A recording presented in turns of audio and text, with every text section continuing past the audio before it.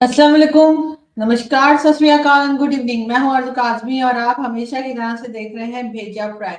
जी हाँ, भेजा फ्राई के नए एपिसोड के साथ हम हाजिर हैं और इससे पहले कि हम चले न्यूज़ की तरफ, आप सबसे रिक्वेस्ट है कि जिसने भी चैनल को सब्सक्राइब नहीं किया है, प्लीज़ चैनल को सब्सक्राइब करना ना भूलिएगा। साथ-साथ बेल आइकॉन को क्लिक कर देंगे तो जैसे ही कोई नई वीडियो आएगी, आपको फटाफट नोटिफिकेशन मिल जाएगा।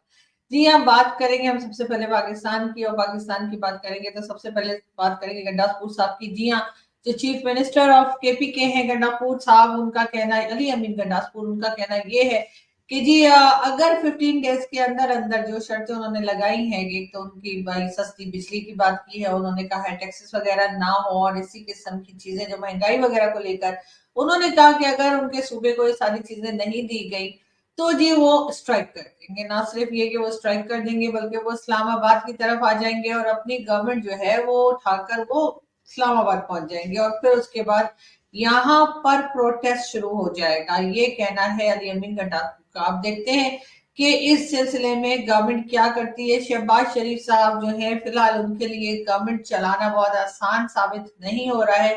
केपीके में उन्होंने पीपल्स पार्टी के गवर्नर जो है फैसल करीम कुंडी वो तो लगा दिए हैं, लेकिन उसके साथ साथ दोनों की बन नहीं रही है, ना चीफ मिनिस्टर की और ना गवर्नर साहब की, और इस वजह से प्रोविंस में मजीद प्रॉब्लम्स पे प्रॉब्लम्स होते हुए हमें दिखाई दे रहे हैं। वैसे तो अली अमीन गंडापुर साहब ने जो कहा है कि वो इस्लामाबाद पहुंच जाएंगे प्रोटेस्ट करने के लिए और अपनी पब्लिक को यानी कि केपीके की आवाम को वो महंगाई में नहीं पिसने देंगे, ना ही वो उनको महंगे महंगे बिल जो है वो अफोर्ड करने देंगे और ना ही वो उनको परेशान होने देंगे। वैसे एक तरह से ये बात तो अच्छी है, मगर भारत फेडरल गवर्नमेंट को धमकियां देना भी कोई सही बात नहीं है, लेकिन वो ऐसा कर रहे हैं और ऐसा करने से उनको कोई रोक नहीं पा रहा है। अब देखते हैं कि 15 डेज यानी 2 वीक्स के बाद जो है अली अमीन गंडापुर साहब क्या करते हैं और किस तरह से गवर्नमेंट के साथ चलते हैं या गवर्नमेंट के साथ ना चलने का फैसला करके वो इस्लामाबाद की तरफ आ जाते हैं। अभी गवर्नमेंट को ज्यादा दिन नहीं गुजरे हैं शहबाज शरीफ साहब की गवर्नमेंट को आए हुए, लेकिन एक के बाद एक लोग जो है दूसरे प्रोविंसेस के लोग जो है वो स्ट्राइक की बात कर रहे हैं। पहले क्या कश्मीर में स्ट्राइक रही, वहां पे हंगामा रहा, पूरी दुनिया ने तमाशा देखा और अब केपीके की बारी है और केपीके के लोग भी कश्मीर के लोगों के नक्शे कदम पे चलते हुए उसी तरह का प्रोटेस्ट जो है वो करने की बात कर रहे हैं और एक हंगामा है। लेकिन बात अगर हम करें केपीके की और आगे बढ़ते हुए हम बात करें केपीके की, तो हम आपको ये बता दें कि केपीके हुकूमत ने ये भी फैसला किया है कि जी वो हेलीकॉप्टर सर्विस शुरू करेंगे टूरिस्ट के लिए। जी हाँ, टूरिस्ट जो है उनके लिए हेलीकॉप्टर सर्विस शुरू की जाएगी, ये कहना है केपीके गवर्नमेंट का। चले, बहुत अच्छी बात है, बिल्कुल होना भी चाहिए कि जो टूरिस्ट है उनके लिए हेलीकॉप्टर सर्विस जो है वो शुरू की जाए केपीके में। लेकिन बात सारी ये कि वो टूरिस्ट कहाँ से लाएंगे आप? टूरिस्ट कहाँ से आएंगे भाई, ये भी तो कोई बता दे मुझे। इसलिए कि वो तो कोई पाकिस्तान में आता नहीं घूमने फिरने, और जो लोकल्स हैं वो भला हेलीकॉप्टर की राइड थोड़ी लेंगे, वो इतने अफोर्ड थोड़ी कर पाएंगे कि वो हेलीकॉप्टर में बैठ जाए। अली अमीन गंडापुर साहब जो है नई नई चीजें लेकर आते हैं, मगर ये नहीं सोचते कि आखिर इसको अवेल कौन करेगा। इस सारी सर्विसेज को अवेल करने के लिए क्या लोग हैं? क्या उनको ऐसा लगता है कि लोग ये सब चीजें अफोर्ड कर सकते हैं? पाकिस्तान के लोग जो है वो जो रिक्शा, ऑटो रिक्शा और इस तरह की चीजें हैं उसको नहीं अफोर्ड कर पाते, तो भला वो हेलीकॉप्टर कैसे अफोर्ड करेंगे? बात बहरहाल उन्होंने की है और उनका कहना ये है कि जी जो टूरिस्ट आएंगे उनके लिए हेलीकॉप्टर सर्विस भी प्रोवाइड की जाएगी, यानी वो हेलीकॉप्टर किराए पे लेकर और केपीके में घूम फिर सकते हैं। लेकिन बात सारी ये है कि अभी कुछ दिन पहले ही जो है मैंने भी आपको शायद बताया ही था भेजा फ्राई में कि वहां पर केपीके में जो है कोई टूरिस्ट आए थे और शायद ब्राजील के थे, इसी तरह किसी कंट्री के थे, और उनको वहां पर लूट लिया गया था। जी हाँ, उनका वॉलेट, उनकी चीजें, उनका मोबाइल सब कुछ छीन लिया गया था। और ऐसी हालत में आपका ख्याल है कि जहां पर सिक्योरिटी का ये हाल हो, रोड क्राइम्स के ये हाल हो, वहां पर आपको लगता है कि कोई आएगा और आकर वो ना सिर्फ ये कि आपका जैसे कहना चाहिए कि आपका आके यहाँ पर घूमे फिरेगा, और ना सिर्फ घूमे फिरेगा बल्कि हेलीकॉप्टर में घूमेगा। और वैसे मेरा ख्याल है कि हेलीकॉप्टर में घूमना जो है वो ज्यादा सेफ रहेगा। अगर कोई भी, चाहे वो पाकिस्तान का हो, पाकिस्तान के बाहर का हो, अगर कोई आ ही जाए टूरिस्ट, तो यकीनन उसको हेलीकॉप्टर में ही घूमना चाहिए, इसलिए कि जमीन पे चलना उसके लिए महफूज नहीं है। आपका मोबाइल भी छीना जा सकता है, आपका हैंडबैग भी छीना जा सकता है, वॉलेट, घड़ी, कुछ भी आपसे लेके लोग भाग जाएंगे और पुलिस मुंह देखती रह जाएगी। कहा तो ये गया है कि पूरे कंट्री के अंदर जो है वो सिक्योरिटी कैमरास लगा दिए गए हैं और लगे हुए हैं पहले से भी, और अगर कोई प्रॉब्लम हुई तो उसमें से देखा जा सकता है, लोगों को पकड़ा जा सकता है। लेकिन हमने ज्यादातर यही देखा है कि वो सीसीटीवी कैमरास जो है वो काम नहीं कर रहे होते, और लोग जब लुट जाते हैं, पिट जाते हैं, सामान उनका चला जाता है, उसके बाद ये कैमरास जो है इनका पता लगता है कि जी इन्होंने तो कुछ रिकॉर्ड ही नहीं किया, और अगर कुछ रिकॉर्ड किया है तो वो देखने के काबिल नहीं है। लेकिन बहरहाल देखते हैं कि इसके ऊपर जो है वो केपी के गवर्नमेंट ने जो अनाउंस किया है उस पे वो बस बात पर अपनी कहाँ तक अमल कर पाती है और कहाँ तक पब्लिक इससे खुश होती है, वरना पब्लिक तो हमारी आजकल ज्यादातर नाराज ही रहती है। बात करेंगे फवाद चौधरी साहब की। जी हाँ, नून लीग का नया उनका कहना, यानी फवाद चौधरी साहब का कहना ये, नून लीग का नया इनकलाबी बयानिया में मेरा भाई और मेरी बेटी, कौम, मुल्क, सल्तनत हमारी, और जी हमारी जो है वो हुकूमत, ये कहना है फवाद चौधरी साहब का, बिल्कुल ठीक कह रहे हैं।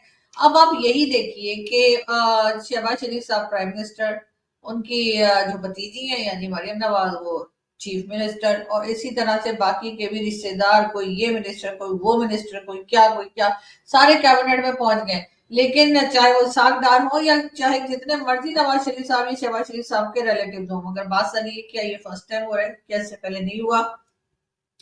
फवाद चौधरी साहब ने पहले कभी क्यों मेंशन नहीं किया? और वैसे भी हमेशा से ही होता है, चाहे वो पीपल्स पार्टी की गवर्नमेंट हो, चाहे वो पीएमएलएन की गवर्नमेंट हो, सब अपने अपने तमाम रिलेटिव्स को लाकर किसी ना किसी सीट के ऊपर बिठा देते हैं, और उसके बाद ये सोचते हैं कि बस जी काम हो गया। और उसके बाद आजकल मरियम नवाज के ऊपर भी बहुत क्रिटिसाइज किया जा रहा है, वो तरह तरह की यूनिफॉर्म्स पहनकर पहुंच जाती हैं और वहां पे पासिंग आउट परेड देखने के लिए, और लग ये रहा है कि कोई फैंसी ड्रेस शो चल रहा है जिसमें कि वो जाती हैं।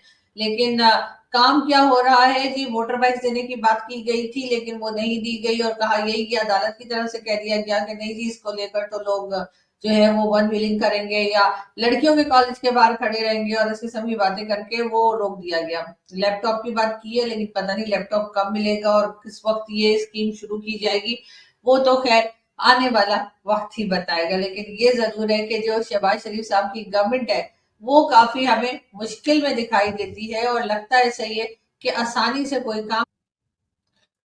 बात करेंगे चाइना की। जी हाँ, अगर हम चाइना की बात करें तो चाइना में ऊंटों के लिए भी ट्रैफिक सिग्नल लगा दिया गया है। जी हाँ, यानी कि जो ऊंट गाड़ी में, ये नहीं कह रही कि ऊंट खुद ही चलते हुए जाएंगे और ट्रैफिक सिग्नल देख के रुक जाएंगे, इतने सेंसेबल ऊंट नहीं है मेरे ख्याल से दुनिया में कहीं भी।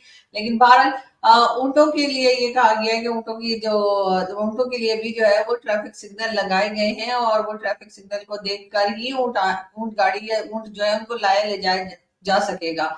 ऐसा हो रहा है जी चाइना में। अब चाइना में ऐसा हो रहा है या नहीं हो रहा, ये खबर कहाँ से आई है उड़ती हुई, ये तो मेरा ख्याल है कि हमें सुमित जैन साहब बता सकेंगे, और जब भी सुमित जैन साहब आएंगे तो हम डेफिनेटली उनसे ये सवाल जरूर करेंगे। बात करेंगे एक बार फिर नवाज शरीफ साहब की। मुझे कौम से भी गिला है, वजीर आजम को फारिग किया गया, कौम खामोश बैठी रही। जी हाँ, नवाज शरीफ साहब बहुत नाराज है। उनका कहना यह है कि जो कौम है यानी जो पब्लिक है उससे भी उनको शिकायत है कि जिस वक्त प्राइम मिनिस्टर को हटाया गया तो जी कौम खामोश बैठी रही। लेकिन ऐसा हर बार तो नहीं हुआ नवाज शरीफ साहब। जिस वक्त इमरान खान साहब को हटाया गया तो कौम ने बड़ा शोर मचाया, कौम बड़ा बाहर आई, प्रोटेस्ट किया, सब कुछ किया। उसके बाद हो गया जी 9 में, और उससे लेकर और अभी तक जो है यानी लास्ट ईयर 9 मई से लेकर और इस वक्त तक जब मैं वीडियो बना रही हूँ, लोग उसी में उलझे हुए हैं, उसी में फंसे हुए हैं, उसी में से बाहर नहीं निकल पा रहे कि कोई और काम कर सके। ऐसा लगता है दुनिया 9 मई पर आके रुक सी गई है। लेकिन बार यहाँ पर इस किस्म की चीजें क्योंकि होती रहती है इसलिए हमें कोई खास हैरत नहीं है, मगर ये जरूर है कि हम जहां तक समझते हैं कि भाई इससे आगे बढ़िए, और भी चीजें हैं दुनिया में, और भी चीजों से मतलब आईएमएफ भी है दुनिया में, और आईएमएफ का लोन जो है वो भी है दुनिया में। लेकिन बात सारी ये कि बजट आने वाला है, और फर्स्ट वीक ऑफ जून में कहा जा रहा है कि पाकिस्तान का बजट आ जाएगा, और यकीनन वो बजट जो है वो आईएमएफ की मर्जी का बनेगा, और आईएमएफ की मर्जी का बजट जब बनेगा तो जाहिर आईएमएफ कहेगा कि भाई जो लोन हमने आपको दिया है और उसको आप वापस कैसे करेंगे, और इसी वजह से डिफरेंट टैक्सेस भी लगेंगे और चीजें भी महंगी होंगी। इससे पब्लिक पहले से ही काफी परेशान है। वैसे तो पाकिस्तान जब से बना है तब से लेके अभी तक कोई बजट भी ऐसा नहीं आया जिसने अवाम को कोई रिलीफ दिया हो। हर बजट ऐसा ही होता है जिससे अवाम जो है वो परेशान होती है और उसे नई नई प्रॉब्लम्स फेस करनी पड़ जाती हैं। लेकिन इस बार का बजट भी जो है वो काफी परेशान कौन होगा। यकीनन उसमें भी लोग काफी ज्यादा जो है वो टेंस हो जाएंगे और उनको घर चलाना मुश्किल हो जाएगा। स्कूल बच्चों के स्कूल की फीस कैसे दी जाए, घर में राशन कैसे डाला जाए, यूटिलिटी बिल्स जो है वो कैसे दिए जाए, ये सोचकर लोग यकीनन परेशान होंगे। लेकिन उससे हमारी जो हमारी जो अपर क्लास है या वो क्लास है जिसको के कहिए कि पार्लियामेंट में होती है, या जो बड़े बड़े लोग हैं जो कभी लंदन में छुट्टियां गुजारते हैं या जिनकी अभी प्रॉपर्टीज निकली हैं दुबई में, जी हाँ, उन्हें कोई फर्क नहीं पड़ता। और यही वो लोग हैं जो पॉलिसीज बनाते हैं। अनफॉर्चुनेटली जो पार्लियामेंट के अंदर लोग बैठे होते हैं वो लोग होते हैं जिनके घर में खाने की कमी नहीं होती, इसीलिए उनको ये पता ही नहीं लगता कि पब्लिक किस प्रॉब्लम में है और पब्लिक को क्या परेशानी है। और यही देखते हुए वो बजट बनाते हैं, इसलिए कि उनको तो कोई इशू है नहीं, तो बजट बनाते हुए वो ये टैक्स लगा दो, ये महंगा कर दो, वो हटा दो करके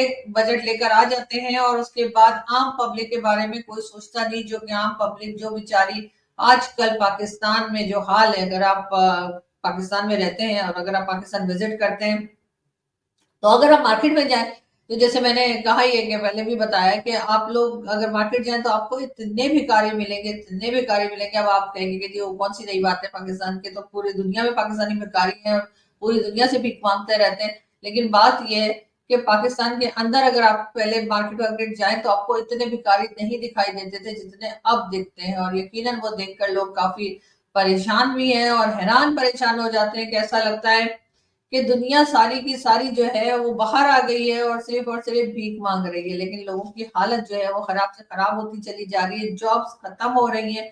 और जो एक दो जॉब्स अगर कोई फ्रीलांस है तो फ्रीलांस वाले की तो और भी हालत खराब है, कभी उसको जॉब मिलती है और कभी नहीं मिलती है। और जो जॉब पर है फ्रीलांस नहीं है वो भी एक तरह से इसी डर खौफ में जीता है कि पता नहीं कब जो है वो उनको ये कह दिया जाए कि जी अब आपकी जॉब नहीं चाहिए, अब आपकी जरूरत नहीं है, आप घर बैठिए या ऑफिस आने की जरूरत नहीं है।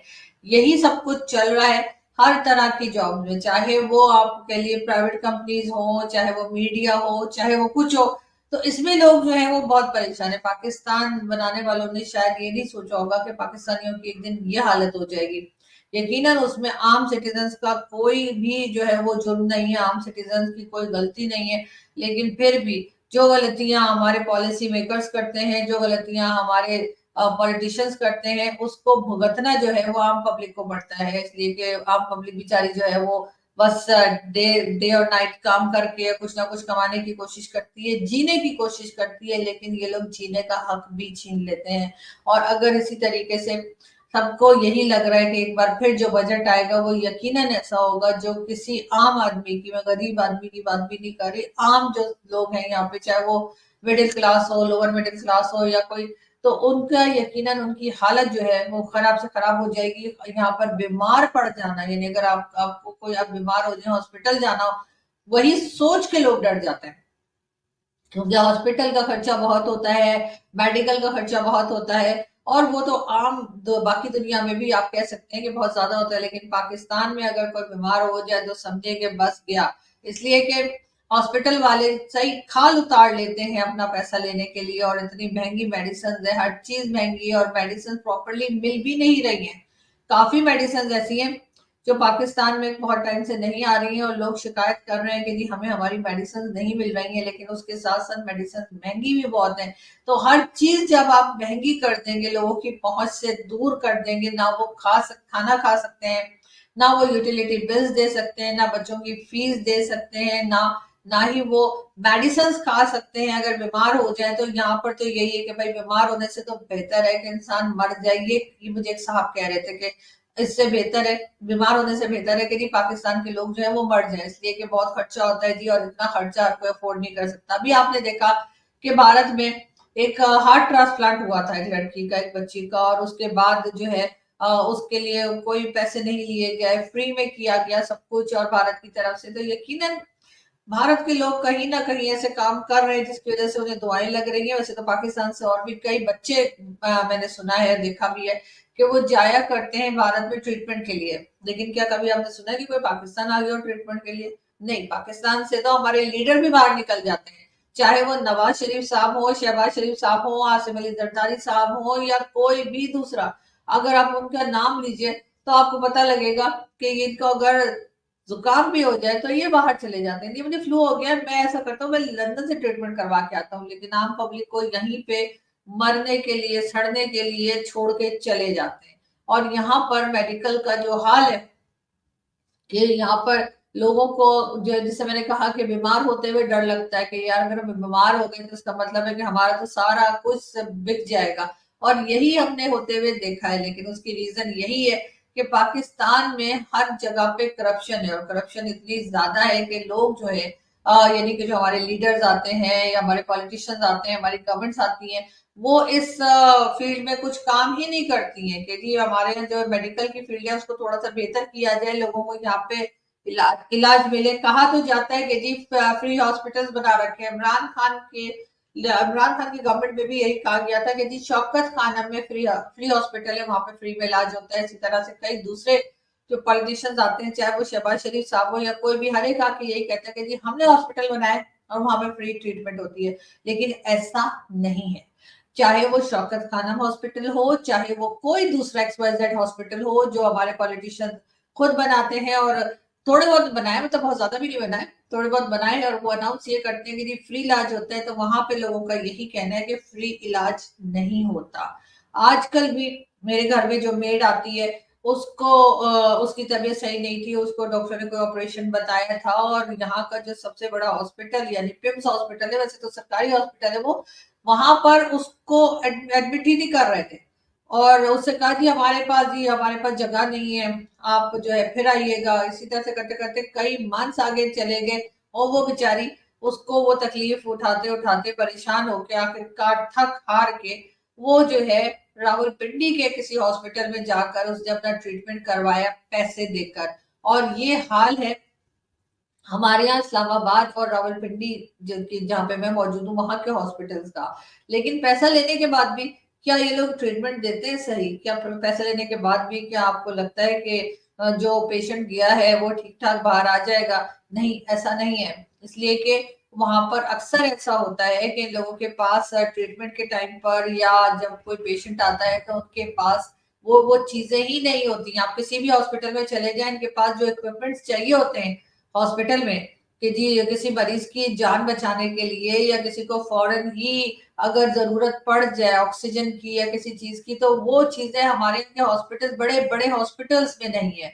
और ऐसा मैंने खुद भी एक्सपीरियंस किया। इसकी रीजन ये है कि जब मेरे फादर की तबीयत खराब हुई थी, मेरे फादर को अस्थमा था, तो जब हम उन्हें हॉस्पिटल लेकर गए तो जी उन्होंने फटाफट उन्होंने एडमिट कर लिया, हाँ जी पैसे जमा कराइए, एडमिट कर लिया। और उसके बाद कहने लगे कि जो अस्थमा के पेशेंट होते हैं उनके लिए जो ऑक्सीजन होती है या उनकी लाइफ सेविंग के लिए जो ड्रग्स दी जाती है वो हमारे पास नहीं है। और ये सुनकर हम बहुत परेशान हो गए, मैं, हमारी सारी फैमिली बहुत परेशान हो गई, मेरे भाई और मेरी मदर। लेकिन जितनी देर में हम उन्हें पता करा हमने कि कौन सा हॉस्पिटल है जहाँ पे ये सारी चीजें इस वक्त मौजूद है, हालांकि ऐसा नहीं था कि हम कोई छोटे से हॉस्पिटल में ले गए थे, अच्छा खासा बड़ा हॉस्पिटल था जहां हम लेकर गए थे, और वहां पर उन्होंने एडमिट करने से पहले हमें ये बताने की जहमत भी नहीं की कि उनके पास ये सारी चीजें नहीं है जिससे किसी की जान बचाई जा सके, किसी को अगर अस्थमा हो तो उसकी लाइफ को बचाया जा सके। और इसका रिजल्ट ये हुआ कि मेरे फादर की जान चली गई। हम लोग जितनी देर में उनको कहीं और शिफ्ट करते उससे पहले मेरे फादर जो है वो हमें छोड़ के चले गए। मैंने ये चीज अपनी आंखों से देखी है। मैं वही हॉस्पिटल में थी जब ये सब कुछ हुआ, और बहुत बहुत ज्यादा मैं डिस्टर्ब हुई, और बहुत ज्यादा मतलब दुख हुआ। और जैसे आप लोग समझ सकते हैं कि जाहिर है फादर थे मेरे, और मैं एक ही बेटी, सबसे छोटी, और बहुत लाडली बेटियां तो वैसे ही बड़ी लाडली होती है ना, तो मैं अभी भी अगर कभी परेशान हो जाती हूँ, लोग मुझे तंग करते हैं, सोशल मीडिया पे परेशान करते हैं, कुछ करते हैं, तो मैं यही सोचती हूँ कि यकीनन मेरे पेरेंट्स जो है वो मुझे देख रहे होंगे ऊपर से, और सोच रहे होंगे कि हमारी बेटी बहुत बहादुर है, इसलिए कि वो हर तरह की चीजें बर्दाश्त कर लेती है, हर तरह के लोग जो है आके कुछ भी बोलते हैं, कुछ भी ट्वीट करते हैं, तो हमारी बेटी जो है वो बड़ी बहादुरी से खड़ी रहती है। तो उस समय मैं अपने फादर को याद करती हूँ, अपनी मदर को याद करती हूँ, और मैं सोचती हूँ कि हारना नहीं है, डरना नहीं है, और डट के खड़े रहना है। लेकिन खैर ये मैं मेरी बात नहीं हो रही, यहाँ पर बात हो रही थी हॉस्पिटल्स की। तो मैं यही आपको कह रही थी कि जी पाकिस्तान में हॉस्पिटल्स का हाल खराब है, लेकिन बात सारी है कि हमारे जो पॉलिटिशियंस हैं उनको अपने नखरों से, उनको अपने खर्चों से और उनको मुल्क को खाने से फुर्सत नहीं है। लेकिन इसमें सिर्फ और सिर्फ हमारे पॉलिटिशियंस शामिल नहीं है, इसमें हर कोई शामिल है, चाहे वो ब्यूरोक्रेट हो, चाहे वो हमारे पॉलिटिशियंस हो, चाहे वो हमारे हाई लेवल के आर्मी ऑफिसर्स हो, चाहे हमारी एजेंसीज हो, या जिसका हाथ पड़ता है वो मुल्क को खा जाता है और ये नहीं सोचता कि पब्लिक क्या करेगी। और पब्लिक बेचारी जो है वो इतनी बेबस है कि वो इनके आगे कुछ नहीं कर पाती। और यहाँ से हम चलते हैं, आपसे मुलाकात होगी नेक्स्ट वीडियो में। अपना बहुत सारा ख्याल रखिएगा, हंसते रहिए, मुस्कुराते रहिए, अपने माँ बाप का जिसके घर में उनके पेरेंट्स हैं उनका बहुत ख्याल रखिए, उनके साथ रहिए, उनके साथ टाइम स्पेंड कीजिए, इसलिए कि वो हमेशा रहने वाले नहीं है। और जिनके पेरेंट्स चले गए वो भी ये सोचें कि मेरे पेरेंट्स मेरे इधर साथ आसपास ही कहीं है, वो मेरी खुशी भी देख रहे हैं, मेरा दुख भी देख रहे हैं, और यकीनन दुआ भी कर रहे हैं। हम दोबारा मिलेंगे बहुत जल्द। Thank you.